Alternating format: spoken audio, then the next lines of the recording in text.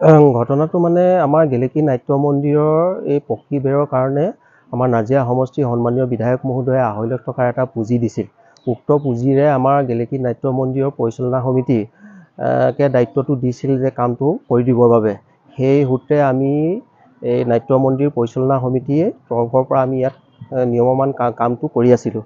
দুৰ্ভাগ্যবশতঃ 21 তাৰিখ 8/2025 তাৰিখেও আমাৰ এই ৱালখনৰ প্ৰায় 3 ফুটমান কোনোবা অচিনাক্ত দুৰ্বৃত্তই ভাঙি পেলালে। উক্ত সেই জেগাটুকুৰা আমি পুনৰ নিৰ্মাণ কৰি ল'লোঁ। তো পুনৰ আকৌ যোৱাকালি নিশা আমাৰ প্ৰায় 30 ফুটমান ৱালখন মানে হৈ থকা ৱালখন অচিনাক্ত কোনোবা দুৰ্বৃত্তই বা আহি পেলাই মানে ৱালখন আমাৰ ভাঙি পেলালে। গতিকেলৈ ইয়াৰ এটা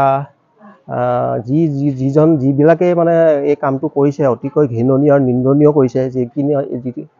মানে আপোনাৰ এটা ৰাজহুৱা অনুষ্ঠানত এই কামটো হৈ থকা অৱস্থাত আপোনাৰ এনেকুৱা এটা কাম কৰাটো অতিকৈ মানে গৰিহণাযোগ্য বুলি আমি ভাবিছোঁ আৰু গৰিহণা দিছোঁ।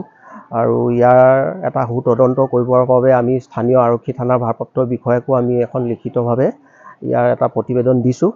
গতিকেলৈ এটা সুতদন্ত কৰি মানে দোষীক মানে কৰায়ত্ব কৰি উচিত শাস্তি দিবৰ বাবে আমি অনুৰোধ জনাইছোঁ। গেলেকী আৰক্ষী এটা খবৰ কৰিবলৈ আহিছেনে? আজি আহিছিল তেওঁলোকে, আৰক্ষী থানা এটা ইয়াত ভিজিট কৰি গৈছে ইতিমধ্যে। তেওঁলোকে চাই গৈছে আৰু আমাক আশ্বাস দিছে যে পুনৰ এনেকুৱা যদি হয় আমাক আকৌ জনাব আৰু আমি ইয়াৰ এটা তদন্ত অব্যাহত ৰাখিছোঁ বুলি তেওঁলোকে আমাক জনাইছে।